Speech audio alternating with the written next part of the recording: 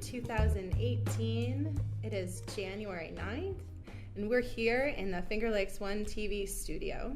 So excited. I'm joined by CEO and President Gwen Webber-Mcleod for our debut episode of The Leadership Journey, Leading and Living on and in Purpose. I'm so excited about this particular podcast series that you will be seeing over the course of 2018 and beyond, because this is actually bringing a goal to fruition for this incredible leader in our community. And I am happy just to be the person who helps to bring this gift to the world. Gwen actually comes from Auburn, New York, but she is doing the great work of the world all over the place with her company, CEO and president of Gwen Inc. In the Finger Lakes, one of the questions that she's often asking, and we're going to be answering through the course of this podcast series, is what would it look like if we really lived in the legacy of leadership that is our region? So we're here today to really start talking about goal setting and looking at the year together, since this is the achievement of one of the goals that Gwen set for herself. So without further ado, I'm going to turn it over to this incredible leader in our area, Gwen Webber-Mcleod. Thanks, Gwen. Thank you so much, Melissa, and I really want to thank all of you here at Finger Lakes One for creating this opportunity for me to talk about something that I have great passion about. So, being right here in this region where there is such a rich legacy of leadership, one of my goals has been to be doing something really strategically to engage people in conversations about leadership. And as you know, my business is based in Auburn, New York, the home of one of the world's greatest leaders, Harriet Tubman and Jim Seward and a few others. But I want to say that I see amazing leaders throughout the Finger Lakes region. And one of the things that I hope to do with this program is to engage them in conversation, as well as to share ideas about leadership, strategies for being what I call a confident, competent, courageous, and calm leader, and just allow us to explore leadership from a variety of perspectives. I'm so excited. I'm excited for this process. I'm excited for the guests that we're going to have on board over the course of this year. I'm also excited for some of the unique opportunities that we will be able to offer to engage our audience in terms of workshops that will be attached to the podcast series. Absolutely. It's going to be a really exciting year for us. Great. I'm so excited to be here with you, Gwen. Thank you so much. I'm so excited to be here. So, as I mentioned, as we've been just introducing this, that we do live in an area that has a very, very rich legacy of leadership.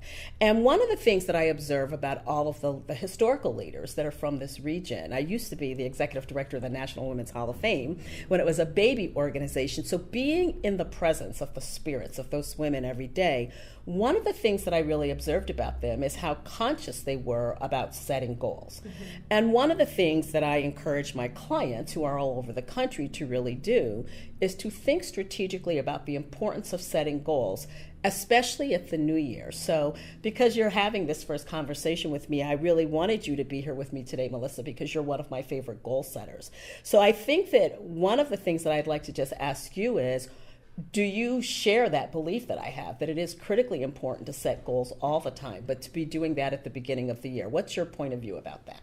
Absolutely. And, I have to apologize because I'm so excited to be here with you that I didn't even introduce myself. So for those of you who don't know me, Melissa Killeley, I'm a mom and entrepreneur here in Seneca Falls, New York. Also standing on this leadership of legacy and just really feeling humbled and honored to be part of this community. But yes, absolutely. Goal setting is critical. It doesn't matter to me if you are a parent or a CEO or whatever your role or title might be in the world. I think that to get any of the great work of the world, so to say, done, our goals are, just like getting in the car and having your destination planned. Right? Like we don't often get into the car and say, hey, I'm just going to drive, right? We get in the car and, and we know our destination. And another way I love to look at it too is Brian Tracy. He has something called the flight plan. I'm sure that you have read or listened to that before. But, he talks about how you get into the airplane and you set your coordinates of where you're going. And 99% of the time, you're off course. Right. And you're constantly making those minor adjustments. And I feel like that's what goal setting is for all of us. Yes. It's like we need to know where we're going because 99% of the time we're going to be off course. But those goals help us to make those minor adjustments so that we can actually achieve the things that we set out to do. Well, great. Well, I love that perspective because I think in my work, I'm also very much so observing that it really is more almost about creating a framework in which you then act on your goals. So, as you know, that one of the things that I do quite a bit is that I work one-on-one with individuals who are really trying to find their way as leaders, correct? I truly believe that everything, and I mean everything, rises and falls on our individual leadership. And what I observe is that some of the most distressed leaders I work with and support are people who haven't thought about goals or haven't set a framework. So in my company, we use a variety of tools. We inspire people to create an individual leadership development plan, which truly is a written document where you set a series of goals. And I think of leadership as a one life experience. So I'm not only inviting people to create professional goals. I'm thinking you need to have self-care goals. You need to have parenting goals. You need to have relationship goals because through the course of living and leading, of course, we're all the same person. And one of the other things that I really encourage people to do is to create a personal mission statement. And people who talk to me or are around me a lot know that this is something I'm very serious about, that you need to have a mission statement that defines why you exist, who you are, what you believe, what you're going to tolerate, what you're not going to tolerate. And what I really would like to do would be to just kind of get down to some practical nuts and bolts. So I gave some high-level examples, and we can go back and forth about this. But I'm really interested in what kinds of resources and tools do you use specifically to assist you in the process of setting goals as a leader?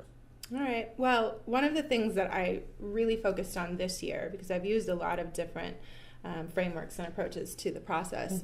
But one of the ones that I focused on was the Wheel of Life. Yes. And I know that a lot of people use this particular model because it does exactly what you're talking about. It brings in all those other realms of existence. So we're not only talking about our professional goals, but we're talking about creativity and joy and family and community and giving back and all of those other areas that are so important to us. Because if we only allow ourselves to be defined by this one thing, then we kind of miss the boat, right? Like we have to take care of ourselves from all those dimensions. And so, just before the end of 2017, I took my Wheel of Life. I can actually hold it up. Just don't mind the scribbles from my son, Jack. I took my Wheel of Life, and I plotted out on a scale of 1 to 10 in each of these areas, how did I feel like I wrapped up 2017? Yes. Where did I fall? And then began setting goals for 2018 based on those results. Because when you think about it, it's like if I'm a 10 in 5 of the areas, but I'm a 4 in another, then that wheel's not going to turn too smoothly. Right.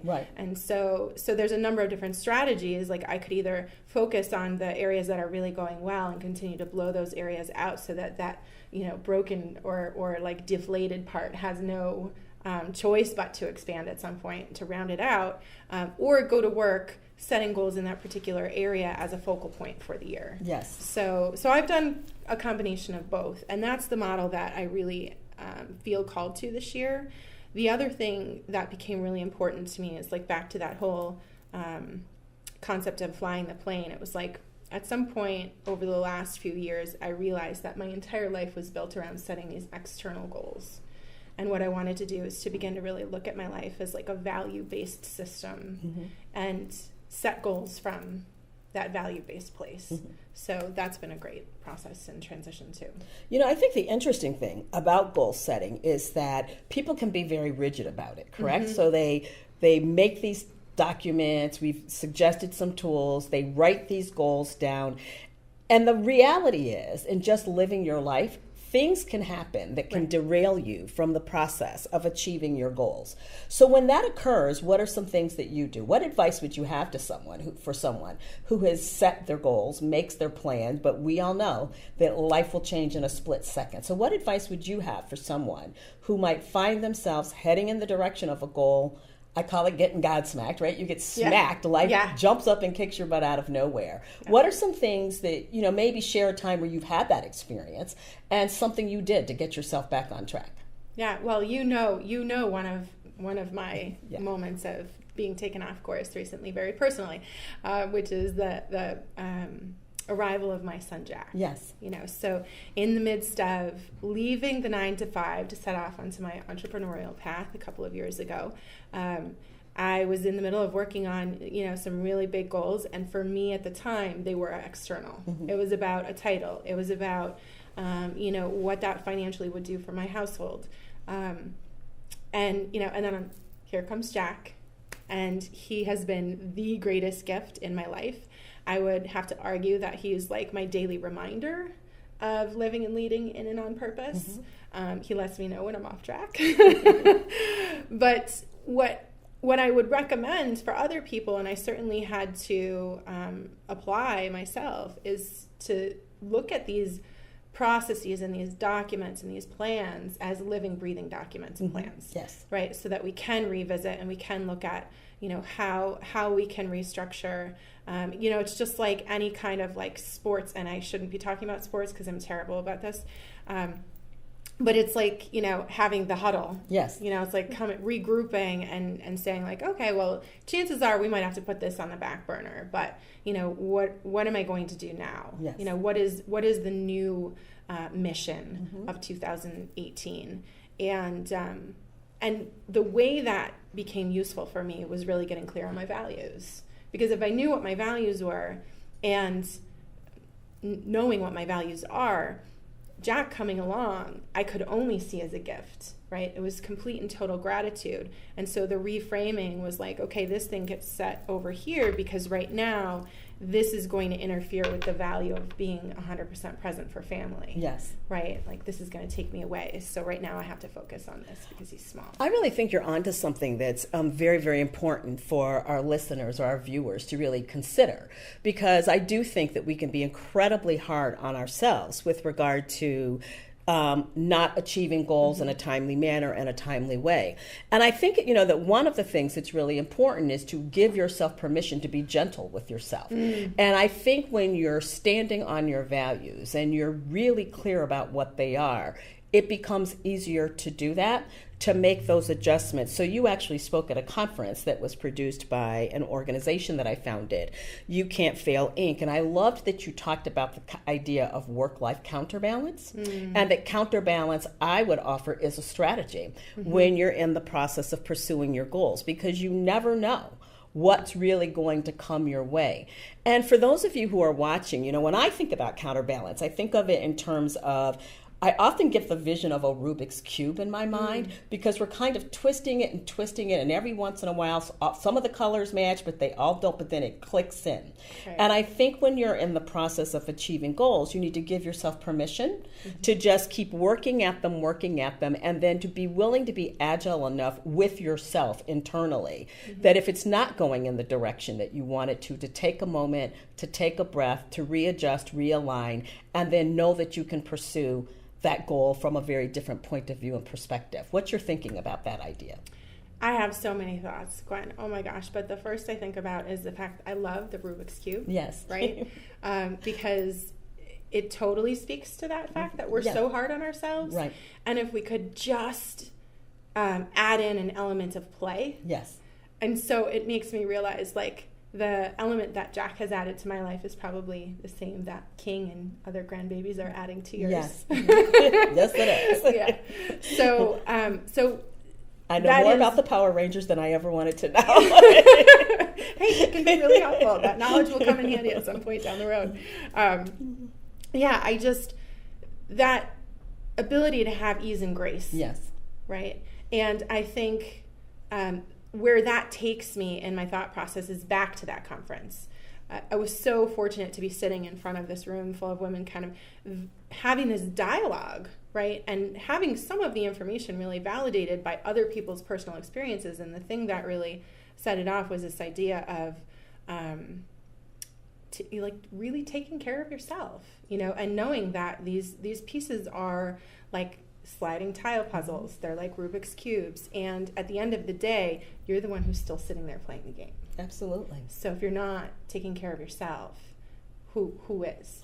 Right. And you really spoke to something that I think is really also important to think about as you're setting goals, that I'm always encouraging people and inspiring people to claim their lives and to claim their careers. And I really do hold a philosophy that I share with leaders that I work with and support, that in the end, it truly is our entire life. And we can choose to do whatever we desire to do, as long as we're willing to consider consequences, analyze them, and then be willing to deal with the consequences of those. And I think when you set goals for your life, that it's easier than to claim it and then to take the breath and jump towards those goals. Because the other thing that I think happens is that, and I liken it to people who set that weight loss goal, right? You come out of it and by January 3rd, you're like, yeah, I'm about it. By January 10th, you're just eating burgers and fries every day, right? And I think that setting personal and professional goals can be that same way. So some of the tension that I think happens in the life of someone who's deciding to set goals at the new year is that once you write it down, it's sort of this visual reminder that you have to be committed to yourself to achieve those outcomes. Along the way, life will happen. You will have to counterbalance. But I think that when you put the infrastructure of values and beliefs around that, it gives you more permission that when you take 2 steps back, just to get yourself back on the track of achieving that goal. And I think when you truly claim your life and know that it's an internal thing, right, not an external thing, that it becomes a compass for you in a way. These goals serve as a compass, a way to guide, a framework for decision making. I think that's really critical. So I want to ask you something, because sometimes, I do some strategic planning work, and sometimes clients will say, well, Gwen, I'd like to do a 10-year strategic plan. And my kind of patent response is, no, you don't. Because who really knows what's going to happen in 10 years? None of us do. The world, generally speaking, is very volatile. I think life is kind of like that, too. So sometimes people will want to set, I want to do short-term goals, I want to do a mid-term goal, I want to do a long-term goal. What's your thinking about that? And for people that need chronology to kind of understand that, for you, what's a short-term goal in terms of time, length? What would be a mid-term goal and what would be a long-term goal, years-wise? So I like to think about this in terms of like vision and mission. Yes. Right? So I absolutely believe in having a long-term vision that might be 5, 10, 15 years out. But I actually, for my own life, personally believe that I don't want to attach a time frame to that vision, right? Because ideally, some element of my life daily is living that vision, right? And so it's just it's creating that bridge. And so the mission that I'm taking on, as my personal mission and within the context of a year, let's say, my long-term goal actually would be that year for working purposes, for business-related purposes. And the short term would be looking at things in terms of quarters and months. Yes. But also translating those things into the bite-size pieces that are your daily actions. Right. Because to me, that's actually the most critical. Yes. So many people will sit down and do those strategic plans to have them in place. I watch people do it personally, and I watch businesses do that professionally. Right. But then they don't have daily disciplines that relate to those long-term strategic plans. And once that happens, it's like the whole exercise is futile. Right? Because what are you doing on a daily basis that moves you forward in the right direction? And I think that's been the most crucial thing for me, is getting up every day with that in mind. Yeah, I find that really interesting and exciting to talk about, because it does remind me, that so often I was having a conversation with some young women over the weekend, and I often have this conversation with young men as well, but it's almost like people are outside of themselves watching their life like it's a movie. Right. And so if you set goals and your psychology is in that space, I would offer that I think you're less likely to then attach some short-term action strategies to moving you towards that vision, because you don't see that as being you doing that in the process. That might sound a little hoodoo voodoo to some people, but I think most people will get it. Sense. There's a theory called imposter syndrome, right? Where your body's out in the world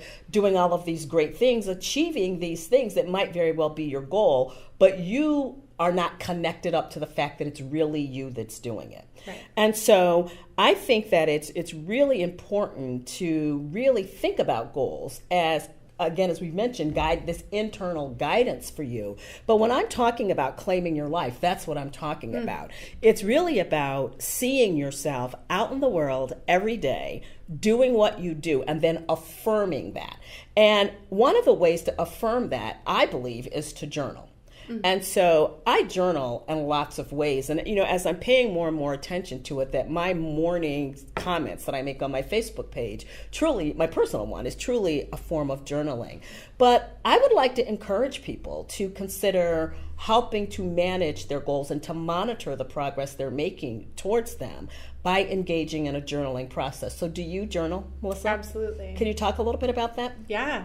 So I've always been attached to the process, but it's taken on different forms, or format, I should say, like over the years. And this past year, one thing I started to do was to write out my goals every day so that they stay top of mind awareness, and to write out my values every day, and to write some I am statements that are like, this speak to my heart.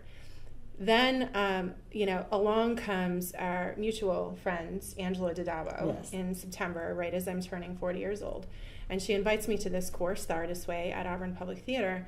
And one thing The Artist's Way asks you to do is to journal morning pages that are kind of like this stream of consciousness, just get it all out. And so I added that to the process. And I can't tell you how much that's changed my life. I mean, that is the process of like kind of getting past all of the voices of doubt and fear and insecurity, and kind of like laying everything to rest, and then standing in the goals, the values, and the affirmations of what's to come. So that is so powerful to me, because I was listening to something this morning, and one of the quotes that made me it launched me out of bed today was, in the same way that you can talk yourself out of something, you can talk yourself into something. And so one of the things that I think journaling, especially at that particular hour, morning journaling can really do in that way, is to shift that energy from talking yourself out of something and talking yourself into it. Does that resonate when I say that to you? Yeah. And so, one of the things that I like to say is that there's a split second every day, as successful as I am, where I have this moment like, oh my God, I can't believe I'm the presidency of the company. And if I don't catch that quickly, every thought I could have after that, it begins to talk me out of what is truly this amazing demonstrated track record of success that I have. So I think it's really important, as you're working your goals, to recognize that in the very way that you could talk yourself out of achieving a goal, it's equally possible to talk yourself into believing that you can achieve this goal. And I share this phrase with you all the time, but I'm so drawn to this writing by Marianne Williamson that says, our greatest fear is not that we're inadequate, but that we just might be powerful beyond measure. And I think a lot of times, Melissa, people are really in powerful beyond measure mode, but because it's such a foreign feeling, literally, physically, to be in that lane, you begin the process of talking yourself out of the achievement of the goal. So one of the things we really want to encourage those of you that might pick up on these ideas and decide to set some goals in 2018 would to really get into a practice that at the minute you see yourself starting to not believe in you, that you start to engage in some speak and some talk that is going to talk you into achieving what you intend to do on a daily basis. The reality is that when you're leading and living in and on purpose, it doesn't happen outside of the context of your everyday life. So there's always an opportunity for you to have a crisis of confidence. There's always that opportunity for you to be afraid. And I just always say that fear is a factor in leadership. Fear will be a factor. Writing these goals down might be fear producing for you. But when you do that, make a conscious choice to engage in an activity or a behavior that's going to talk you into achieving that thing that you've written down because you truly believe it will change your life. Do you have something to add to that thinking, Melissa? Just that I am so excited for the potential of 2018. Yes. and the goals that we can put out there for ourselves now, and using these strategies to truly achieve them. Yes. So for the people who are watching, I know we're going to chat in a bit about an opportunity later this month to be able to do some goal setting with you. Yes. Which I think is amazing. Like, what an opportunity because of your track record. I love learning from you. I love soaking in like every bit of knowledge that I possibly can. But this conversation just continues to affirm my desire and my drive to not only go home and continue these practices myself, yes, but to continue to pass them out to other people. Absolutely. And to show other people how powerful it truly can be. Absolutely. And if I could just offer some things for your consideration as well, that we did mention that it's important to think about goal setting in various phases of your life.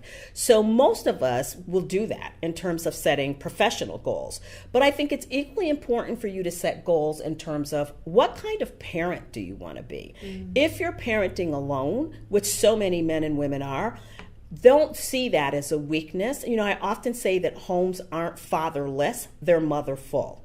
Mm-hmm. Homes aren't motherless, they're fatherful. If you think about it that way and use that as the platform for setting your goals, that will be very helpful to you. And a couple of questions to consider is, what is your own vision for being a parent? How do you define what that is? What is the vision or the goal that you have for your own children? And then what's going to be required of you to lead them in that particular way?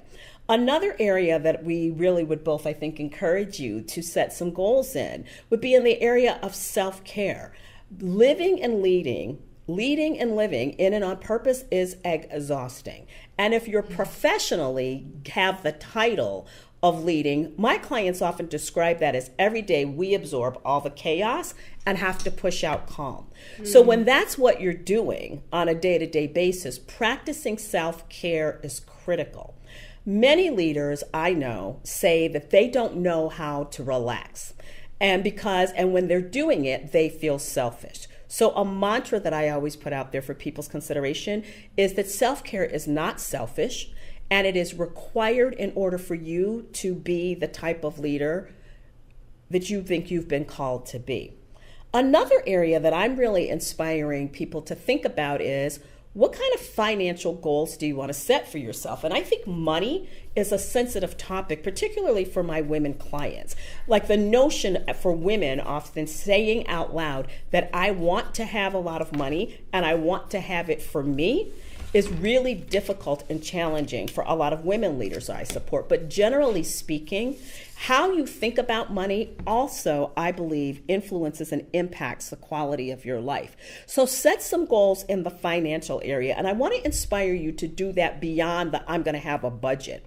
I really want to invite you to think about, why do you want to have money? What do you want that money to do for you? And to leverage your financial resources to help you live the life that you really want to live. A final area that I think people don't often think about in this way, I think they think about it, but I don't know that I see them setting goals from this perspective, is being physically, mentally, and emotionally fit. And I think lots of people exercise, but I don't know that many people exercise with a connection to a personal philosophy or reason for being, for doing. So one of the things that I want to invite you to do is to think about setting goals about your mental, physical, and spiritual, whatever that is for you, whatever your spirituality is, if you practice that in any way, goals with an intention of using those goals to help you really live the life that you truly want to live. And I think that when you're setting goals for this year, that could be a great framework for setting them. What is the type of life that I really want to live in 2018? And what are the specific goals, strategies, and action steps that I'm willing to take? What do you think about that? I'm measuring my goals by all. You're the busy things doing work while I'm talking to you. Yeah. No, I think it's absolutely great. And, the framework that I've been using this year with the Wheel of Life does talk about that. Yes. It addresses those different areas. One thing that popped up for me when you were talking about financial that I forgot to think about for my particular goals this year is a concept, and I can't remember. Angela brought this to class one day, talking about how we will often, pay ourselves, and then, we've got this, play money or discretionary income, and then we might save a little bit, and then we might invest a little bit, when in reality what we need to be doing is investing and saving, then paying ourselves, and then what's left over is the discretionary, right? But it's so important to be able to kind of tease these things apart, because when we don't, isn't it so true that a lot of people spend a lot of time feeling completely depleted in the areas of their mental, their spiritual, their physical existence, because they haven't done that, because they're allowing their identity to be wrapped around maybe their financial goals, or their work goals, or their parenting goals. And if they feel like they're failing in that one area, then all of a sudden, like, all of life just becomes very heavy. Absolutely. Right? But when we tease it apart, it just creates this kind of rich tapestry, and we realize, like, oh, okay, well, I can set some goals in terms of, spiritual development. I can set some goals in terms of love and relationships. Yes. And I just think that creates a much more rewarding and fulfilling life. Yeah, it does. And I think, and to do that in a really connected up kind of way, right? Because in the end, all of those things, when we focus on them or use them as the framework for the decisions we make, really are the cumulative of everything, all of who we are. And I think you're onto something else that is critical to monitor when you're involved in goal setting. And that is to truly think about yourself speak. What are the words that you're saying to yourself on a regular basis that are impacting how you feel yourself, experience yourself, feel about yourself, and perceive your own reality in the world? I think monitoring your self-talk is such an important thing to do. And many, many successful people, myself including, when you start to do that, you will be stunned at sort of those lies we tell ourselves that don't really reflect anything that's real or true about us in any ways. And so some of these things we're talking about now are things that could truly distract you or deter you from achieving these goals and potentially even setting them. But it's my hope that in this conversation that Melissa and I are having, and just being real about it, that you're being inspired to think about these things and to approach 2018 with some sort of level of strategic focus about your own life. And I can't say this enough. It's your life. It's really important for you to claim it and to lead and live inside your life, in and on your purpose. Melissa, I was just thinking, what's the inspiration you have for people for 2018 in terms of goals and living a great life? The inspiration I would have is truly to think about what that internal navigation system is, right? So writing mine out every day, I will actually share it with all of you. I've shared it on my podcast, and I draw it out now. It comes out in the form of a tree. And so the soil that the tree is rooted in is courage and commitment. So courage, of course, is one of your, competencies, and speaks to my heart. The roots are service and self-mastery. I feel like if we can't get that piece right, the self-mastery piece, then it's really hard to grow, right? It's hard to go anywhere. From there, the trunk of the tree is passion and purpose. Yes. My limbs are fun, faith, family, freedom. The leaves are wisdom and wonder. And then ultimately, like, what we're reaching for is growth and giving back. So that's what I would love to leave people with, is just, really get clear on what the values are that you're living your life by. Because when you know that and you feel that so deeply, you start to figure out when yes and no is relevant. When someone's asking you to do this new thing, or, you're wondering why you're feeling so much friction when you go to this board meeting or whatever, because maybe it doesn't fit your value system anymore. And so it's a great way to be able to just kind of shake it all out. Great. A couple of things that I'm thinking about that I really want to encourage people to think about in 2018. One of them has to do with the framework that we use in Gwen Inc., my company.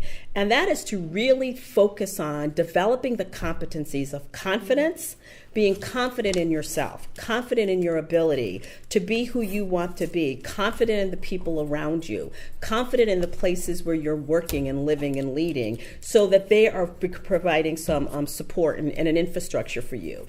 I encourage you to become increasingly competent in 2018, and not only technically to do the work that you get paid to do, but to be competent in living the life you want to live. Develop those relationship skills, understand the role of trust, understand how your communication style, those type of things affect your relationships, and to really think about that relationships really matter. And the more I live my life, I think they're the only thing that do matter. The other thing that I really want to inspire you to do in 2018 is to be incredibly courageous. We are living in one of the craziest times. I just turned 62 years old, and I'm just startled at the condition of the universe on a day-to-day basis. I'm startled by it. But I think that these times, sometimes I believe that things have to break down to break through.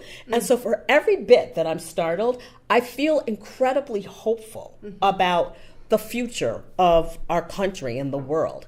But I think it's going to require each of us to live a courageous life, to be willing to say no to things that are out of alignment with our values, no to things that cause harm to ourselves, our families, and our community, and the courage to speak up and use your voice, to say no to things that just won't be good for you personally, in particular, but for your family, your community. And the final thing that I want to inspire you to do in 2018 is to be calm. Practice calmness, because it's my experience that when you can calm your mind, calm your spirit, your own voice will break through. And when you hear what your true heart, gut, head, and spirit are saying to you, that's when you will really break through and write that mission statement, break through, identify those goals, have the courage to set some strategies, and be willing enough to launch yourself out of bed every day and act on them tactically and strategically. So I'm so excited, Melissa, that you were here to share my first program with me.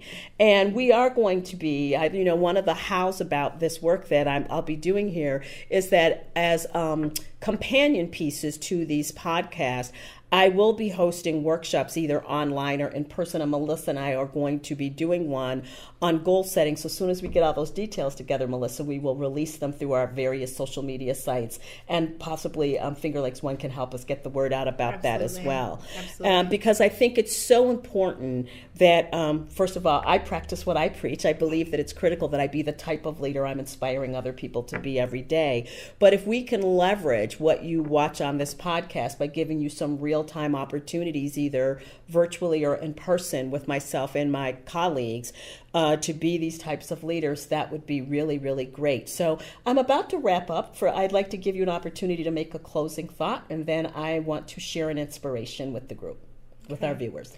I just want to say thank you, Gwen. You're so welcome. I'm grateful to be here, and I will tell you that having you come in a little over a year ago now to one of my first podcast episodes, you really helped me to do something that I think you really encourage so many people to do, which is to own their own story. Brene Brown says owning our own story is like the bravest thing that we could ever do. Yes. And it's so true. It is standing in that truth that you talk about. So thank you for helping me stand in mine, and thank you for helping me be here today. Great. Well, one of the things that I intend to do at the end of each podcast is to share an inspiration with you.